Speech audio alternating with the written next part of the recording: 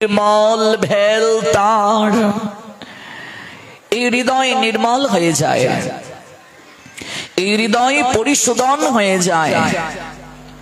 गौरांगीर मधुर लीला jar कर्णे प्रवेश है।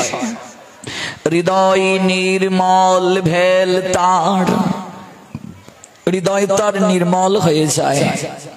एजন্য कलिजुगे সেই ব্যক্তি बुद्धिमान सुमेधा सम्पन्न जे कलिजुगे श्रीकृष्ण चैतन्य गौरांग महाप्रभुर आराधना करे। তাহলে যাদের আয়োজনে এই অপ্রাকৃত গৌর গোবিন্দের কথা আমরা শ্রবণ করার আকিঞ্চনে এসেছি, সে আয়োজনকারী ভক্তগণ যে নামটিকে হৃদয়ে লালন করে, যে নামটির প্রতি অহৈতুকী অনুরাগ পোষণ করে, যে নামটিতে অপ্রাকৃত প্রীতি বাড়িতে নিজেকে অভিষিক্ত করার মনোরথ চিত্তে লালিত করে অগ্রসর হচ্ছেন, সেই নামটি হলো শ্রী চৈতন্য সেবা সংঘ। কার সেবা করবে এই সংগঠন? শ্রী চৈতন্যের সেবা করবে, শ্রী চৈতন্যের সেবা করবে এই সংগঠন। তাহলে ভাগবত বলছেন তারা সবচেয়ে বুদ্ধিমান। 11তম স্কন্ধ पंचम अध्याय श्लोक संख्या 32। এই কলিযুগে সুমেধা সম্পন্ন ব্যক্তিগণ অবিরাম কৃষ্ণ কীর্তনকারী ভগবানের অবতারকে আরাধনা করার জন্য সংকীর্তন যজ্ঞের অনুষ্ঠান করেন। যদিও তার গায়ের বর্ণ অকৃষ্ণ, গায়ের বরণটা কেমন বলছেন? অকৃষ্ণ, অর্থাৎ কৃষ্ণ নয়। কৃষ্ণ শব্দের অর্থ এখানে কি? কালো। তার গায়ের বরণটা যদিও কালো নয়, তাহলে তার গায়ের বরণটা কেমন? তার গায়ের বরণ, তার রূপের বর্ণনা জানিয়েছেন শ্রীল বৃন্দাবন দাস। বিমল হেমজিনী তনু অনুপমরে তাহে শুবে নানা ফুলদাম। কদম্ব কেশর যিনি একটি পুলকরে তার মাঝে বিন্দু বিন্দু ঘাম। কি চমৎকার সাহিত্যের দূতনা দেখুন, কি চমৎকার সাহিত্যের বর্ণনা দেখুন, বাক্য প্রয়োগ দেখুন, শব্দমালা দেখুন। বিমল হেমজিনী, হেম শব্দের অর্থ কি? সোনা। শুধু সোনা নয়, স্বর্ণকে আগুনে পুরাতে পুরাতে তখন কি হয়? খাঁটি হয়, চকচক করে। বলছে শুধু হেম নয়, বিমল হেম, কাঁচা সোনা। বিমল হেমজিনী তনু অনুপমরে, তনু শব্দের অর্থ কি? শরীর। অনুপম রে, অনুপম শব্দের অর্থ এমন সুন্দর যে সুন্দরের জগতে কোনো তুলনা হয় না। তাহলে দেখুন যে চৈতন্য সেবা সংঘ চৈতন্য নামটাকে চয়ন করেছেন। অন্য কোনো নাম জগতে তো ছিল, কিন্তু এই নামটা তারা চয়ন করেছেন। কেন তারা বুদ্ধিমান? ভাগবত তাদেরকে বলছেন যে, বলছেন তার নামটা শ্রবণ মাত্রই প্রেম হয়, তার কথা কর্ণে গোচরিত হলেই চিত্ত নির্মল হয়। আর তার দিকে কেউ যদি একবার তাকায়, বলছেন বিমল হেম যিনি তনু অনুপমরে তাহে শুবে নানা ফুলদাম। কদম্ব কেশর যিনি একটি পুলকরে তার মাঝে বিন্দু বিন্দু ঘাম। কদম্ব কেশর যিনি, কদম পুষ্প নিশ্চয় দেখেছেন মায়েরা। কদম পুষ্পের উপরে দেখবেন সাদা সাদা রেণু থাকে, থাকে তো। এটা যখন আলতো করে গায়ের মাঝে পরশ বুলানো হয়, দেখবেন একটা সাদা আবরণ পড়ে গায়ের মাঝে। বলছেন কদম্ব কেশর যিনি, কদম্ব পুষ্পের উপরে যে কেশর থাকে, বলছেন কেশর যিনি একটি পুলকরে তার মাঝে বিন্দু বিন্দু ঘাম। কি চমৎকার! বলছেন একটা কদম্ব পুষ্প, ভেতরে কি থাকে? কদম্ব পুষ্পের আবরণটা, কেশরটা সাদা, আর বাকি রংটা কেমন থাকে? কাঁচা সোনার ন্যায়। বলছেন এটা যদি কারো গায়ে একটু স্পর্শ দেয় করে, যেমন তার মাঝে পুলক আসে, গৌরাঙ্গের শরীরটাও এমন, তার মাঝে বিন্দু বিন্দু ঘাম। ওই যে গৌরাঙ্গের শরীরটা তো কাঁচা সোনার মতো, আর যখন তিনি একটু ঘর্মাক্ত হয়েছেন, ঘেমেছেন, ওই যে বিন্দু বিন্দু ঘামটা মনে হচ্ছে কদম্ব পুষ্পের কেশরের ন্যায়। মহাপ্রভুর শরীরের ঘামটা কেমন? কদম্ব পুষ্পের কেশরের ন্যায়।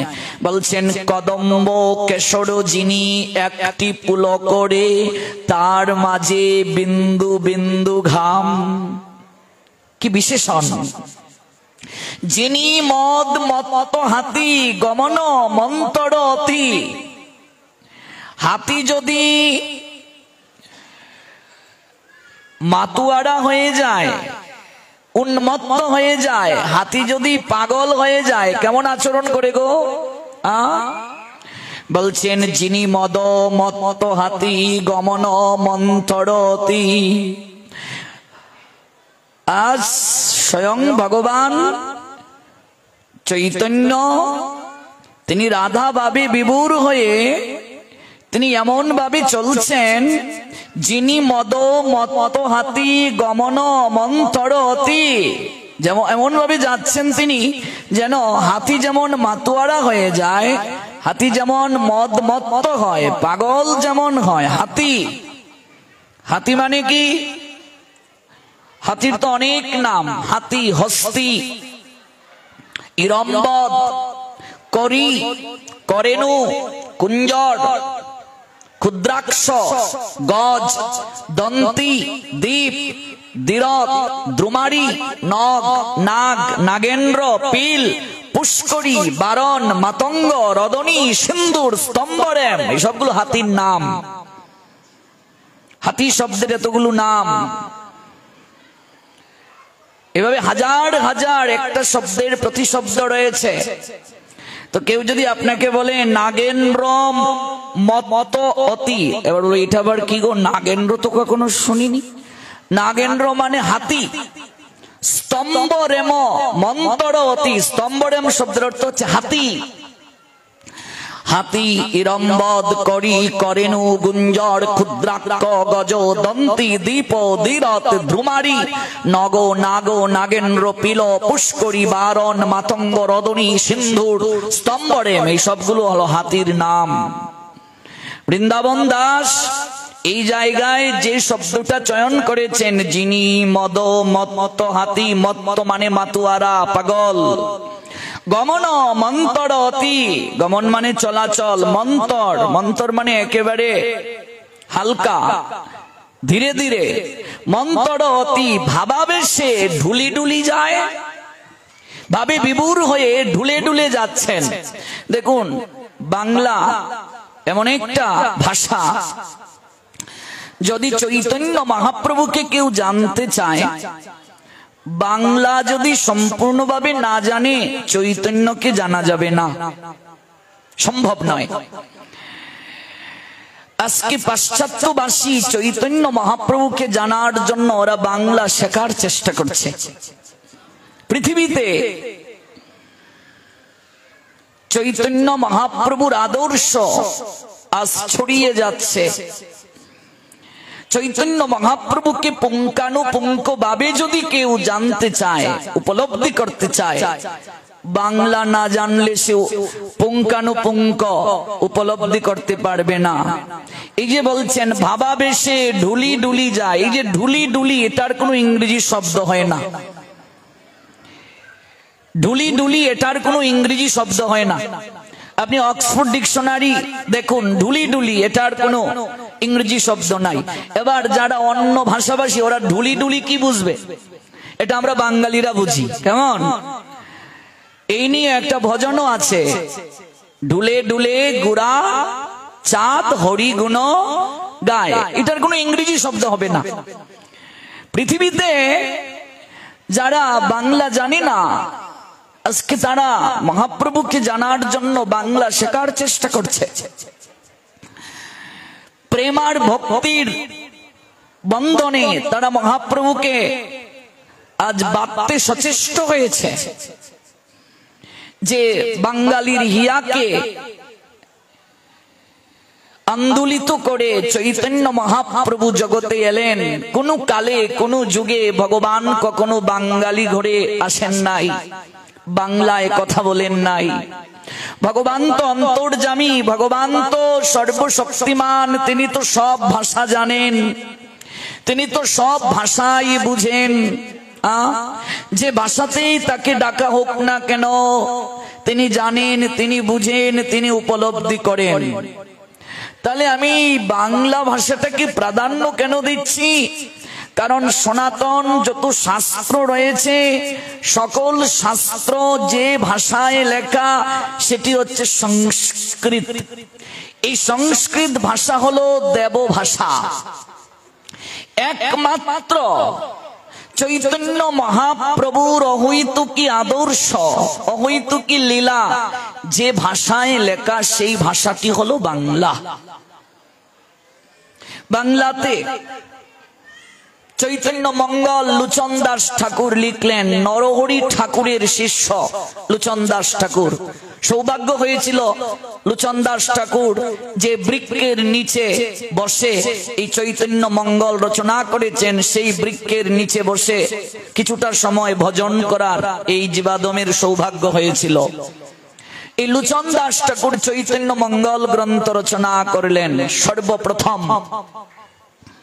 তারপর ছিল বৃন্দাবন দাস ঠাকুর চৈতন্য ভাগবত লিখলেন, যে বৃন্দাবন দাসের ভাষায় আমরা গৌরাঙ্গের রূপের কথা শ্রবণ করছি।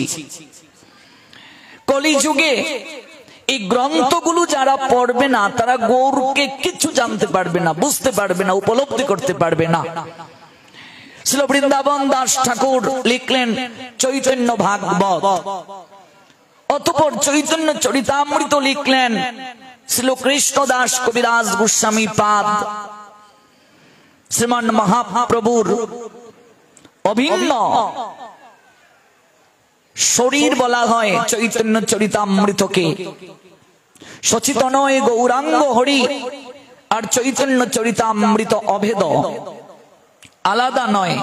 এই চৈতন্য চরিতামৃত গ্রন্থ লিখতে গিয়ে শ্রীল কৃষ্ণ দাস কবিরাজ গোস্বামী পাদ তিনি নিজে বলেছেন, আমি বৃদ্ধ জড়াতুর, আমি একেবারে জড়াগ্রস্ত, আমি বৃদ্ধ, আমার আঙ্গুল চলে না, আমি ভালো করে চোখে দেখতে পাই না, কানেও শুনতে পাই না, আমার হাত কাঁপে, আমি লিখতে পারি না। না দেখি নয়নে, আমি নয়নে দেখি না, কর্ণে শ্রবণ ভালো করে করি না, তবু লিখি, এ বড় বিস্ময়। এরপর লিখছি, কি করে লিখছি আমি জানি না। অতঃপর তিনি বললেন, এই গ্রন্থ লেখায় মোরে মদন মোহন, আমি লিখছি না গো, এই গ্রন্থ আমায় দিয়ে মদন মোহন রচনা করছেন, আমার লিখন যেন সুখেরই পঠন। কবিরাজ গোস্বামী পাদের ভাষায়, আমি লিখছি না, মদন মোহন আমায় দিয়ে লেখাচ্ছেন। সুখের পাঠ যেমন আমার লেখাটাও তেমন। সুখের পাঠ কি? যেমন এই ব্যাস আসনে যিনি বসবেন তিনি তার কথা তো বলবেন না, তিনি ব্যাসদেব যে কথাগুলো বলে গিয়েছেন সেটাই কেবল পুনরাবৃত্তি করবেন। সুখদেব গোস্বামী পাদ তিনি নিজের কথা বলেননি। নিজের কথা বলতে আমি বুঝাতে চাচ্ছি, শাস্ত্র গ্রন্থে যা আছে, ব্যাসদেব যা বলে গিয়েছেন জগতের তরে, তার বাহিরে কোনো কথাই নিজের কথা। তিনি নিজের কোনো কথা বলেননি। ব্যাসদেব যে কথাগুলো বলেছেন সেই কথাগুলোই তিনি লিপিবদ্ধ করেছেন। এই জন্য এই আসনে যিনি বসবেন তিনি সুখদেব গোস্বামী পাদের প্রতিনিধি, অর্থাৎ ব্যাস প্রতিনিধি। এই জন্য বলছেন আমার যে লেখাটা এটা সুখের পাঠ। সুখদেব যেমন পাঠ করে গেছেন, নিজের কথা নয়। ব্যাসদেব যে কথাগুলো বলেছেন সেই কথাগুলোই তিনি পাঠ করে গেছেন। আমি যে আমি লিখছি না গো, আমার হাত ধরে মদন মোহন লিখাচ্ছেন, আমার লিখন যেন সুখেরই পঠন। এই জন্য চৈতন্য চরিতামৃত সচিতন গৌরাঙ্গের অভিন্ন দেহ। আমরা যারা কলি যুগে বসবাস করছি, আমাদের এই তিনটি গ্রন্থ অবশ্যই অতি অবশ্যই পড়া প্রয়োজন। গৌরকে না জানলে কিচ্ছু জানা হলো না। গৌরকে যে বুঝলো না তার কিচ্ছু জগতে লাভ হলো না।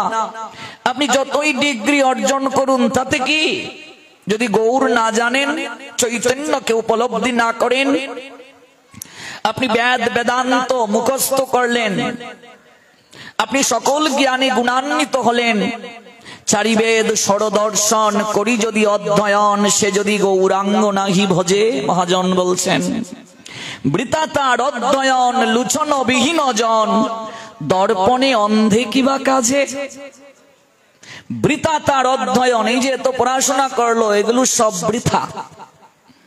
লুচন বিহীন জন, লুচন শব্দের অর্থ হলো চোখ, তার চোখ নাই, চোখ থাকতে অন্ধ। আচ্ছা, কোন অন্ধ ব্যক্তির সামনে যদি একটা দর্পণ তুলে ধরা হয়, দর্পণ শব্দের অর্থ আয়না, সে অন্ধ ব্যক্তি কি তার মুখচ্ছবি দেখতে পারবে গো? বলছেন চারিবেদ ষড়দর্শন করি যদি অধ্যয়ন, সে যদি আমার গৌরাঙ্গ নাহি ভজে। বৃথা তার অধ্যয়ন, লুচন বিহীন জন, দর্পণে অন্ধে কিবা কাজে। এত এত জ্ঞান লাভ করলো, কিন্তু কলি যুগে গৌর ভজন করলো না, গৌরাঙ্গ জানলো না, গৌরাঙ্গ বুঝলো না, উপলব্ধি করলো না, তার আদর্শ গ্রহণ করলো না। মহাজন বললেন বৃথা তার অধ্যয়ন, লুচন বিহীন জন, দর্পণে অন্ধে কিবা কাজে।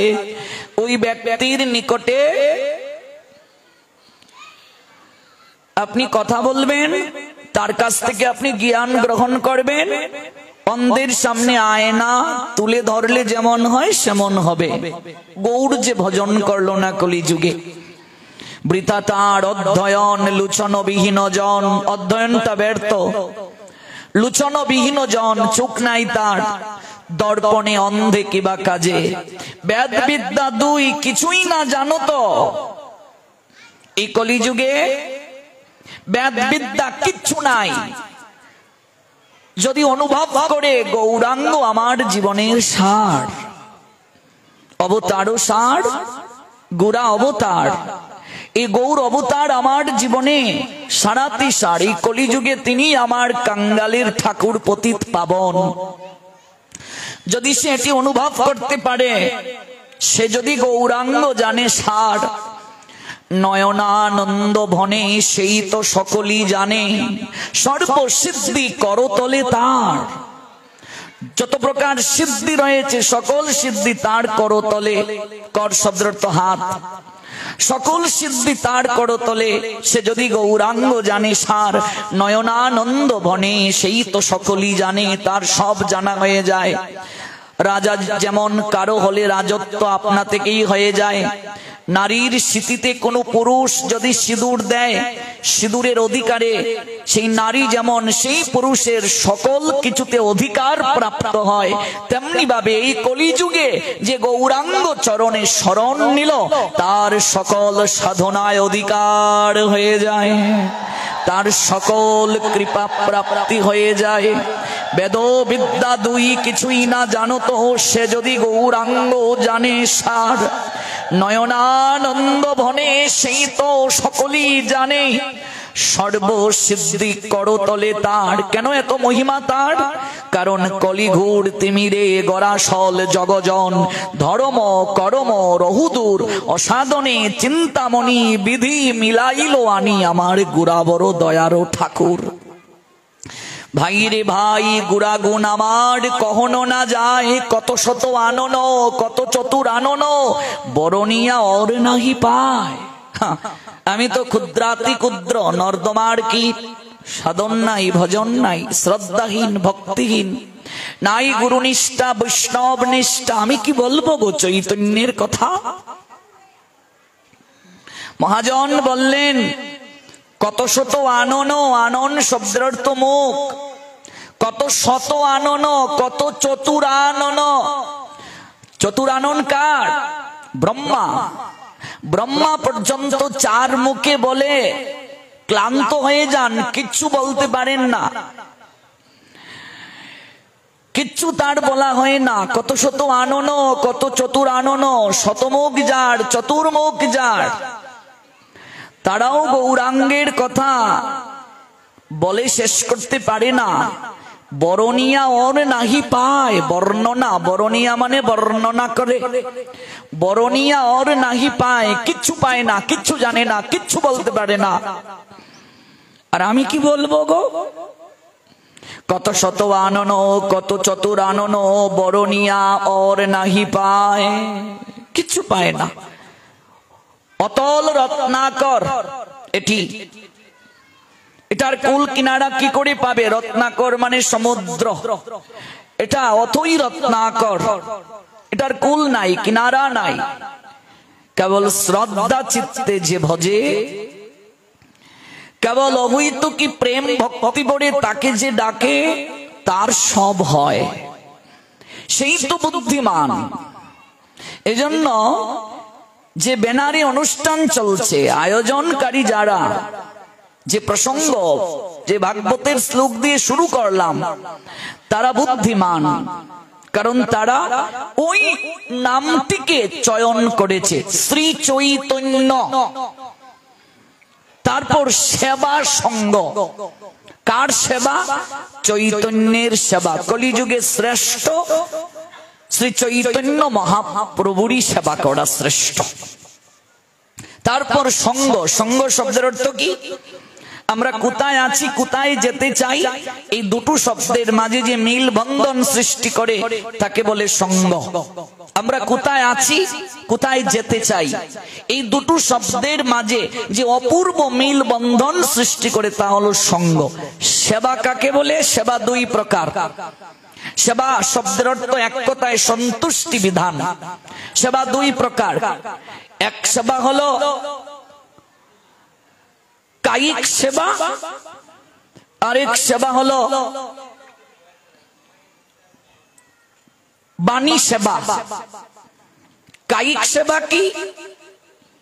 কায়িক সেবা হলো বিগ্রহ যেখানে স্থাপন করা হয়েছে, শৃঙ্গার আদি করা, ভোগ নিবেদন করা, আরতি আদি করা, ইত্যাদি ইত্যাদি। বাণী সেবা কি? তার আদর্শ জগতের বুকে প্রচার, এটা হলো বাণী সেবা। তো এই সংগঠন কায়িক সেবা করতে না পারলেও সেবার মাঝে শ্রেষ্ঠ সেবা হলো বাণী সেবা। মানে চৈতন্যের আদর্শ যারা জগতে প্রচার করে তারাই হলো বাণী সেবা করে, অর্থাৎ তারাই জগতে শ্রেষ্ঠ সেবার অধিকারী। কায়িক সেবা, বাণী সেবা অর্থাৎ বাচিক সেবা। কায়িক সেবা আমরা জানলাম, বাণী সেবা হলো তার আদর্শ জগতে প্রচার করা। শ্রী চৈতন্য সেবা সঙ্গ বাণী সেবা করছে। এই 3 দিন ব্যাপী বাণী সেবার আয়োজন করা হলো, গৌরাঙ্গের গুণ মহিমা জগতে প্রচার করা হলো। এই জন্য এই আয়োজন, হোক সেটি অল্প সময়ের জন্য, তাতে ক্ষতি কি?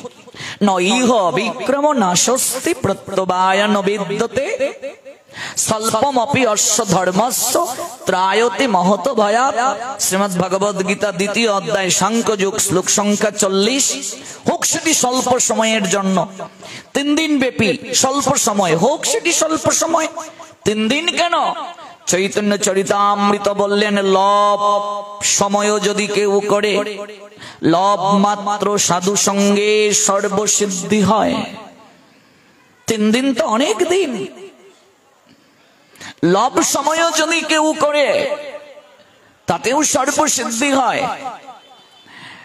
কারণ জগতে ভক্তির বিনাশ নাই। নইহ অবিক্রম নাশস্তি প্রত্যবায় ন বিদ্যতে। হে অর্জুন, এই জগৎ সংসারী ভক্তি যুগের অনুশীলন কখনো ব্যর্থ হয় না। নাশ অস্তি প্রত্যবায় ন বিদ্যতে, কখনো বিনাশ নাই। স্বল্পমপি অশ্ব, অশ্ব সংস্কৃত শব্দ যার অর্থ হচ্ছে এই স্বল্পম অপি অশ্ব। এই অনুশীলন যদি স্বল্প সময়ের জন্য হয়, ধর্মস্য ত্রায়তে মহত ভয়াত, সেই ব্যক্তিও সংসার নামক মহাভয় থেকে পরিত্রাণ প্রাপ্ত হয়। ভক্তি যুগের অনুশীলন কখনো বিনাশ হয় না, এর স্বল্প অনুষ্ঠানও অনুষ্ঠাতাকে সংসার রূপ মহাভয় থেকে পরিত্রাণ করে দেয়।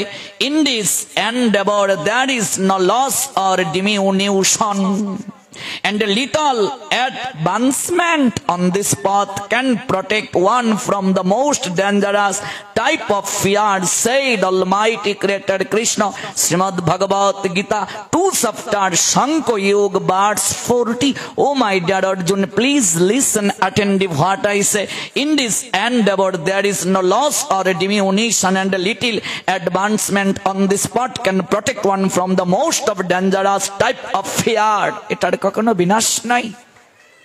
স্বল্প সময়ের জন্য যদি হয় তাহলে ও সংসার রূপ মহাভয় থেকে পরিত্রাণ করে। তাহলে আমরা আজ যারা এই 3 দিন ব্যাপী সংকল্পস্থিত যজ্ঞ অনুষ্ঠানে চৈতন্য চরণে চৈতন্য মহাপ্রভুর অহৈতুকী কথা পুষ্প দ্বারা অনুরাগের সুতুতে মালা গেতে তার গলায় পরিয়ে দেওয়ার নিমিত্তে তার চরণে ভক্তি অঞ্জলি প্রেম অঞ্জলি নিবেদন করার আকুলতায় প্রথম রজনীতে যারা আমরা এসেছি, সে চৈতন্য সেবা সঙ্গের আয়োজনে আমরা যেটুকু সময় ভগবানের কথা শ্রবণ করব, এই শ্রবণ যেন কায় মনোবাক্যে হয়, এই শ্রবণ যেন শ্রদ্ধার সঙ্গে হয়। শ্রী চৈতন্য সেবা সঙ্গের আয়োজনে দ্বিতীয়বারের ন্যায় এই কেন্দ্রীয় হরিসভা মন্দির প্রাঙ্গণে আমার আশা। এজন্য আমি আয়োজনকারী ভক্তবৃন্দের প্রতি, বিশেষ করে শ্রীযুক্ত পঞ্চমণ্ডল মহোদয় এবং ওনার সতীর্থ চৈতন্য অনুরাগী এই সঙ্গের সকল সদস্যবৃন্দের প্রতি কৃতজ্ঞতা নিবেদন করছি। নিতাই গো সীতানাথে প্রেমানন্দে হরি বল, জয় জয় শ্রী রাধে। বলছিলাম কোন যুগে কোন কালে ভগবান বাঙালি ঘরে আসেন নাই, একমাত্র এই কলি যুগে শ্রী চৈতন্য মহাপ্রভু বাঙালি গড়ে এলেন। কবি সত্যেন্দ্রনাথ দত্ত তারই আগমনকে কেন্দ্র করে একটা চমৎকার কবিতা লিখেছেন। যেহেতু আমি সাহিত্যের ছাত্র, মন্বন্তরে মরিনি আমরা, মারিনি এ ঘর করি, বাঁচিয়া গিয়েছি বিধির আশিসে, অমৃতের টিকা পড়ি, দেবতারে মোরা আত্মীয় জানি, আকাশের প্রদীপ জালি, আমাদেরই এই কুটিরে দেখেছি মানুষের ঠাকুরালি। কি চমৎকার কথা, ভাবা যায়?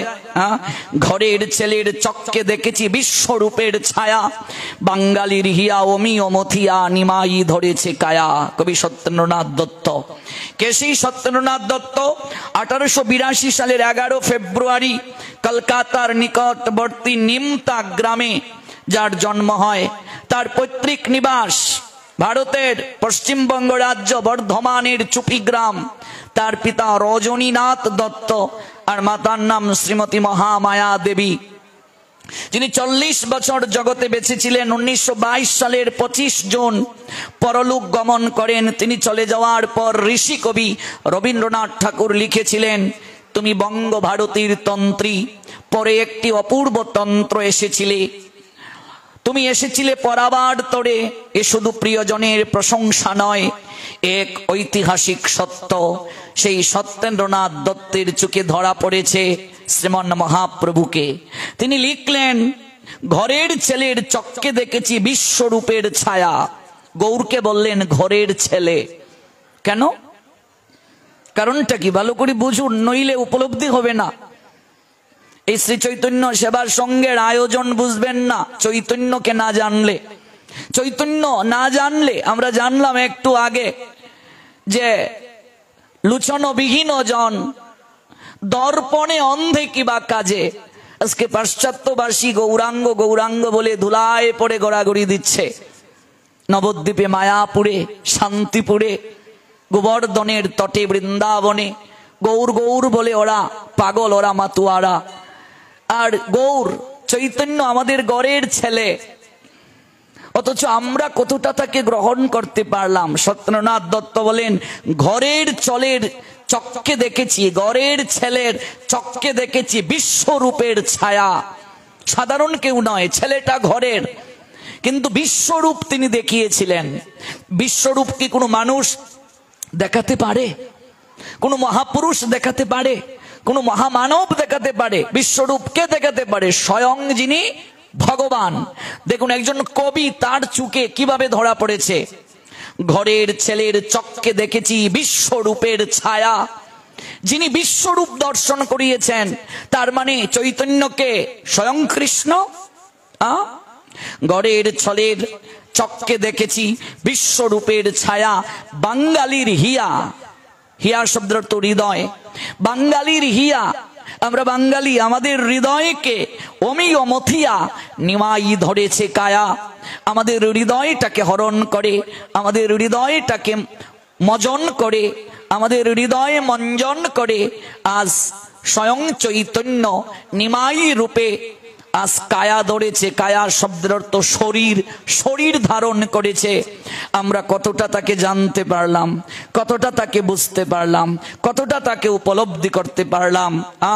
দেবতারে মোরে আত্মীয় জানি, ওই তিনি এসে আমাদের জানালেন ভগবান দূরের কেহ নয়। চৈতন্য আসার আগে জগৎজীব জানতো ভগবান অনেক দূরের কেহ। চৈতন্য আসার আগে জগৎজীব জানতো ভগবানকে কেবল ঘরে বসিয়ে ধূপ দীপ দ্বারা আরতি করবে, সময় অনুযায়ী তাকে ভোগ দেবে, ঘন্টা নাড়বে। কিন্তু চৈতন্য মহাপ্রভু এসে জানালেন, না, এর মাঝেই তিনি সন্তুষ্ট নন, এর মাঝেই তিনি আনন্দ পান না। তাকে নিজের করে ডাকতে হয়, তাকে গভীরভাবে অনুভব করতে হয়, তাকে গভীরভাবে চিত্তে স্থাপন করতে হয়। তিনি দূরের কেহ নয়, তিনি আমার কাছের জন। চৈতন্য মহাপ্রভু আসার আগে কেউ এটি জানতো না, কেউ উপলব্ধি করত না যে ভগবান কাছের জন, ভগবান যে ভক্তের সঙ্গে একাকার হতে পারেন। এই ধুলার পৃথিবীতে এসে, এই ধুলার সঙ্গে, এই মাটি মানুষের সঙ্গে একাত্মতা পোষণ ভগবান করতে পারেন।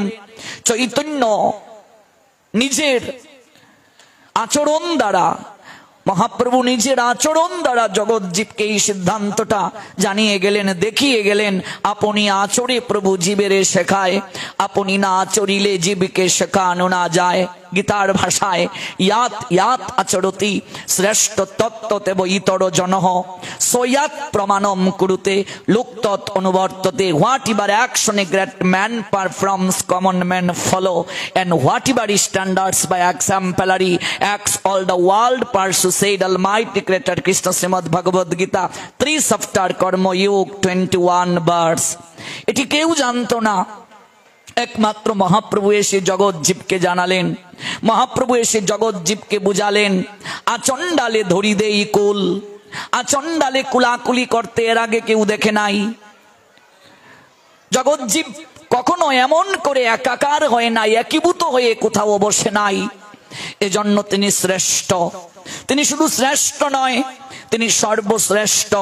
তিনি স্বয়ং কৃষ্ণ, কিন্তু কৃষ্ণ থেকেও তিনি সর্বশ্রেষ্ঠ। স্বয়ং কৃষ্ণই চৈতন্য, কিন্তু কৃষ্ণ থেকেও শ্রেষ্ঠ।